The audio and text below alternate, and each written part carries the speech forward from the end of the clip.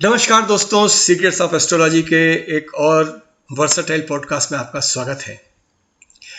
आज मैं अपने एक अच्छे मित्र और मेरे लग्न बंधु यानी एसेंडेंट ब्रदर श्री हर्ष शर्मा जी, आज उनके साथ इस यात्रा में आपको उनकी how to start your journey यानी उनकी खुद की यात्रा को रूबरू कराने जा रहा हूँ।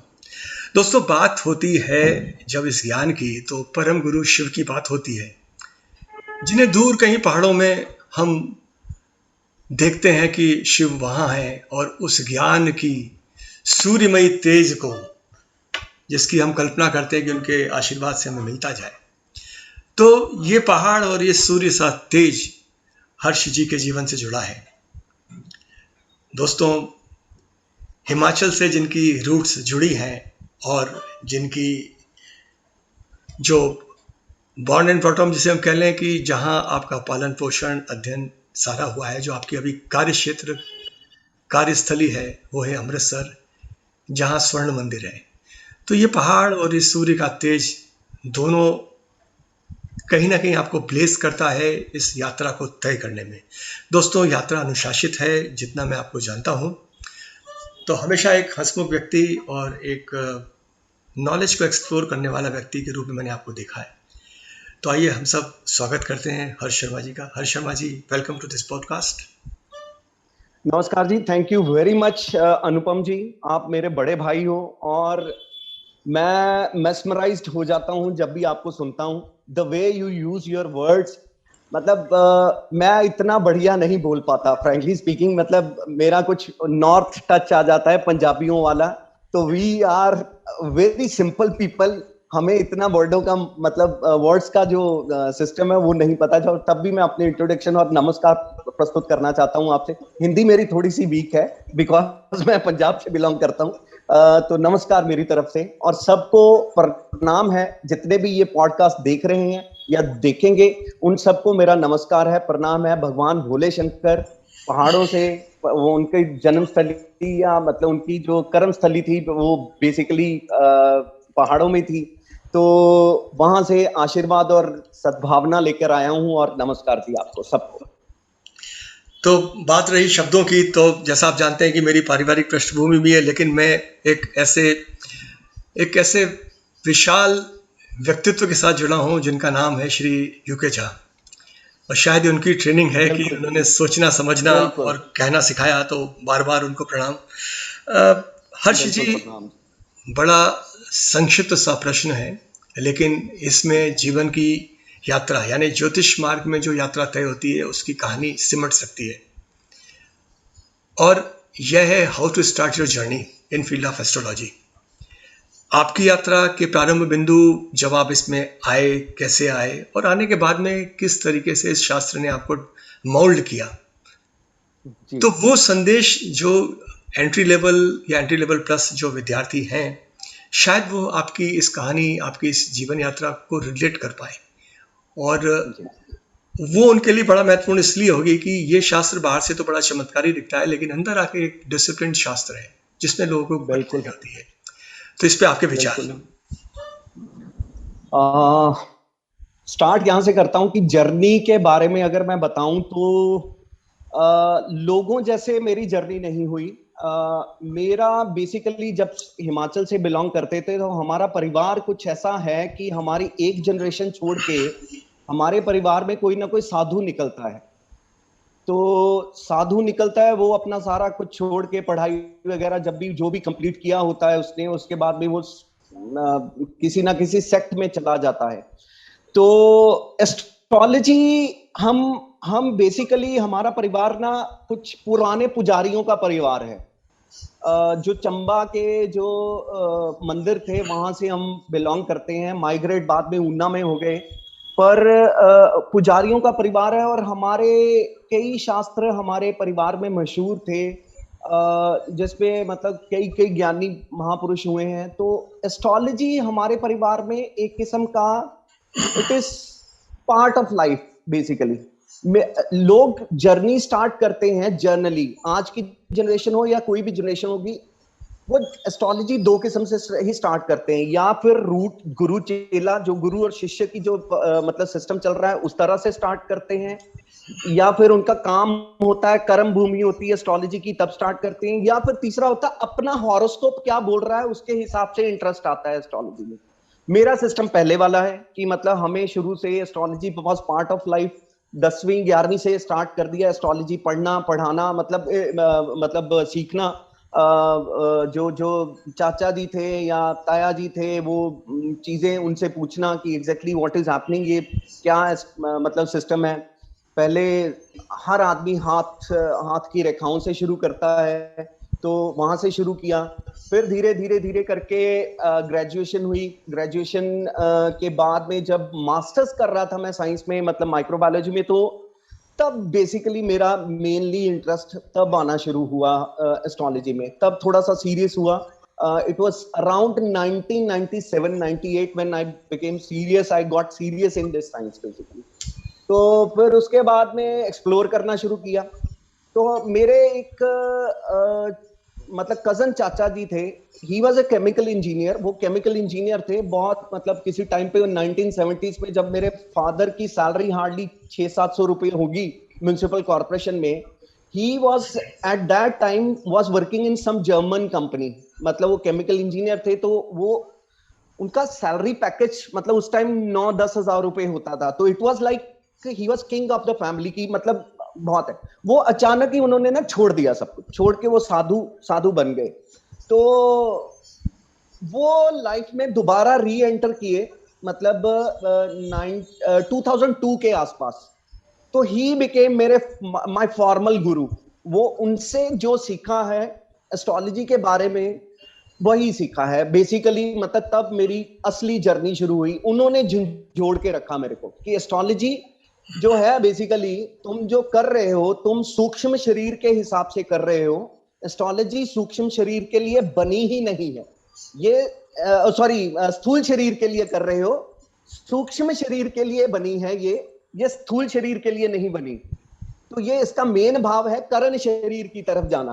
तो वो उन्होंने समझाया कि एग्जैक्टली आप मतलब इस लेवल पे एस्ट्रोलॉजी को देखोगे तब आप थोड़ा ज्यादा सीख पाओगे, ज्यादा अटैच हो पाओगे एस्ट्रोलॉजी से।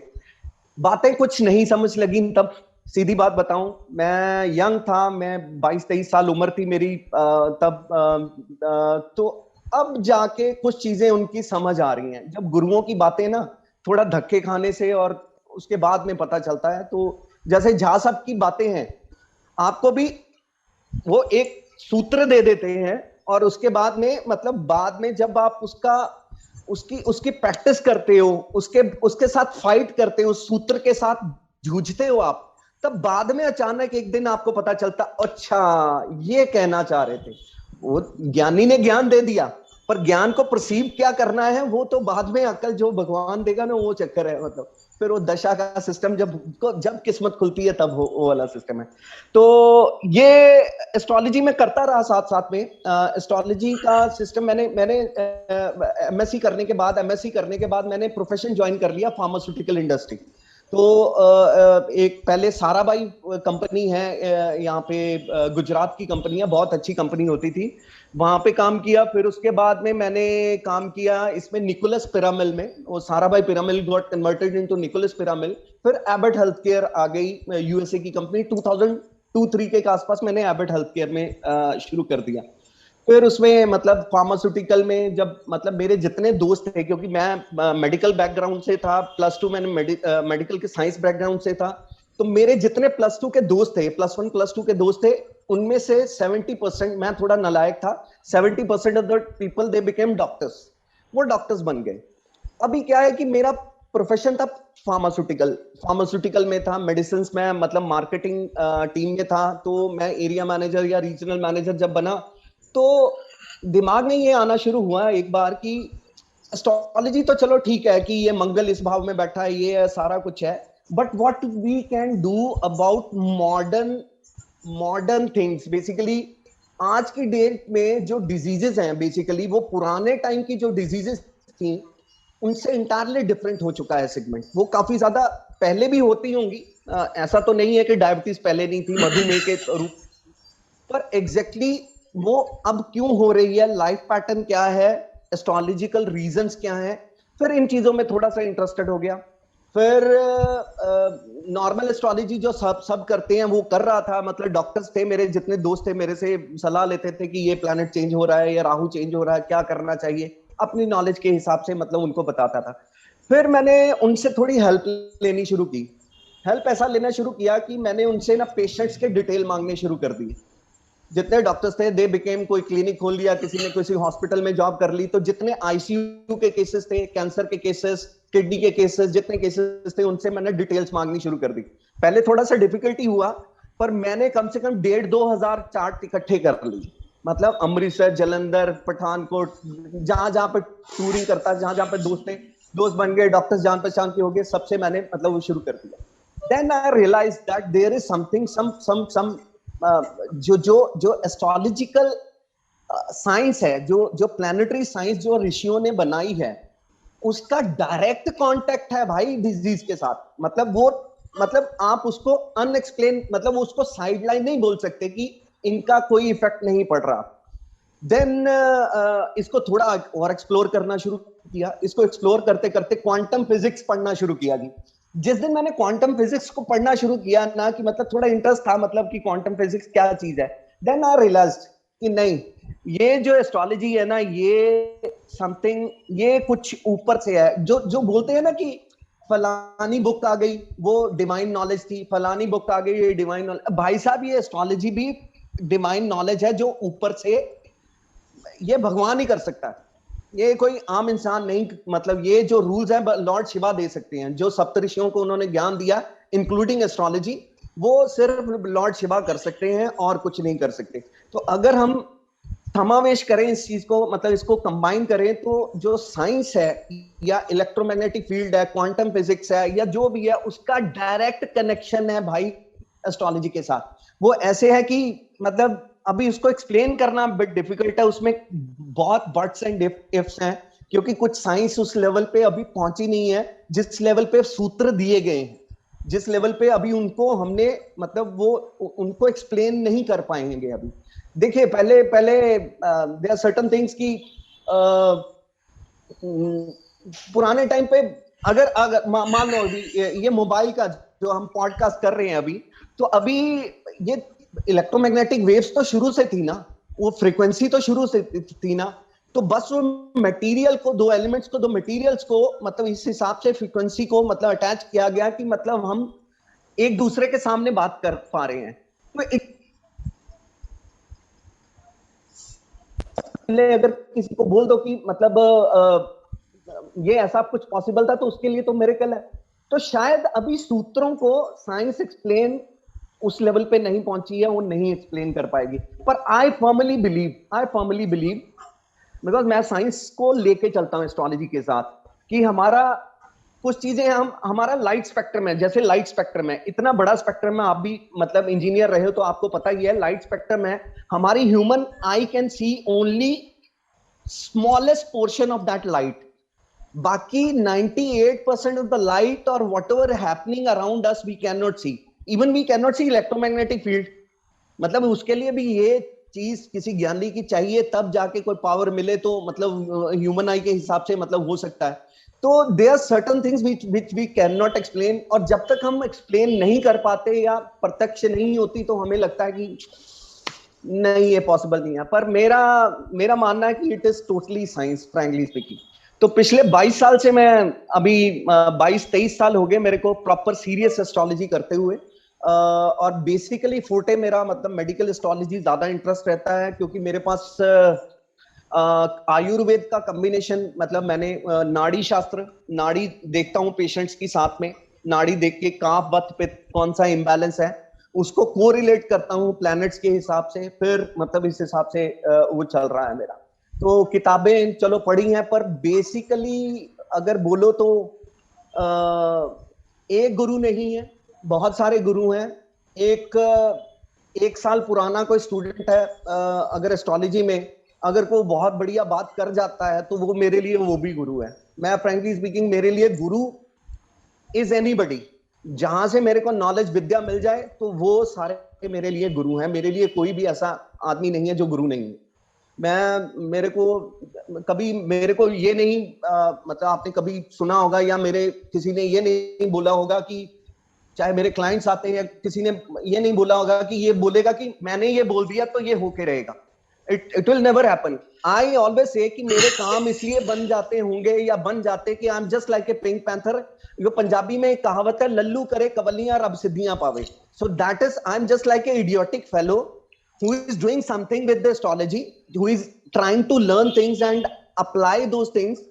पर अचानक किस्मत अच्छी हो जाती है या क्या मतलब प्रभु की कृपा कृपा होती है कि कुछ ना कुछ काम बन जाता है। मतलब मैं उस हिसाब से चलता हूं। और ये हम्बलनेस मैं नए स्टूडेंट्स को बोलता हूं कि ये इट इज वेरी इंपॉर्टेंट। अगर आपने इस एस्ट्रोलॉजी में सूक्ष्म शरीर से करण की तरफ जाना है या आपके काम मतलब आपके पास कोई परेशान आदमी आता है तो एक आपके पास जब आता है तो उसका सोल्यूशन निकालते हो आप। अगर आप हम्बल हो, आप मतलब भगवान पे छोड़ देते हो, साथ में अपनी पूरी एफर्ट करते हो तो यू वो यूनिवर्स आंसर करना शुरू कर देता है। कुछ ना कुछ हो जाता है। मतलब इसको एक्सप्लेन नहीं किया जा सकता। जैसे दोष है, पितृ दोष है, फलाना दोष है, इनको एक्सप्लेन नहीं किया जा सकता। इनके बस इफेक्ट महसूस किए जा सकते हैं। ऐसा ही अगर आप अपना आप जैसे आप अनुपम जी आप हो, यू आर सो हम्बल, तो समझ रहे हो ना। तो एक एनर्जी लेवल ऊपर से मतलब हेल्प करता है। अब मैं क्या बोलूं इसके बारे में, बस इतना ही बोल सकता हूँ। ये मेरी मतलब एक छोटी सी इंट्रोडक्शन थी, थोड़ी लंबी होगी, दर्शक भी बोर हो गए होंगे। नहीं नहीं, इसमें बातें बहुत गहरी और गूढ़ आपने की हैं। सबसे बड़ी बात तो ये है कि जो हर तत्व जो है उसमें कहीं ना कहीं एक बॉन्ड है, इलेक्ट्रोमैग्नेटिक बॉन्ड तो उसमें है ही। लेकिन एग्जैक्टली हाँ, लेकिन जो आपने कहा कि स्थूल से सूक्ष्म की यात्रा, शायद ये सोल इस शरीर को धारण करती है। और वो किस लिए धारण करती है ये तो श्री यूके झा जैसे दिव्य व्यक्तित्व अक्सर बताते हैं, और उसे जानना हमारे लिए अनिवार्य भी है कि वास्तव में ये जीवन और मरण की जो चक्र है वो क्या है। लेकिन उससे बड़ी बात यह है कि ज्योतिष और आयुर्वेद में हम यहाँ जो मैजिक मेडिसिन एक्ट 1956 है उसकी रिस्पेक्ट कर रहे हैं। 1956 का एक एक्ट है कि यहाँ कोई ये ज्योतिष कोई चमत्कारिक विद्या नहीं है, लेकिन आयुर्वेद और ज्योतिष का एक समन्वय था। कई बार जो होते हैं हमारे जिसको नगीने कहते हैं हम, इनको देखा जाता है कि कई बार क्रिटिसाइज किया जाता है। लेकिन अगर आप समीर पन्नग भस्म देखेंगे जो होती है पन्ने की, वो आप देखेंगे कि श्वास संबंधी बीमारी फेफड़े के लिए यूज होती है। वहीं हीरक भस्म कहाँ यूज होती है, मंडूर भस्म जो शनि आप देखते हैं। तो ये सारी है कि चाहे हम प्रवाल पिष्टि की बात करें, किसी भी चीज की बात करें, तो ये शरीर के अंदर एक उसका एक कंपोजिशन है, और वो कंपोजिशन को ये केमिकल्स लीड करते हैं। आपका बैकग्राउंड वो था, उसमें आपने इसको मेडिकल एस्ट्रोलॉजी चुना।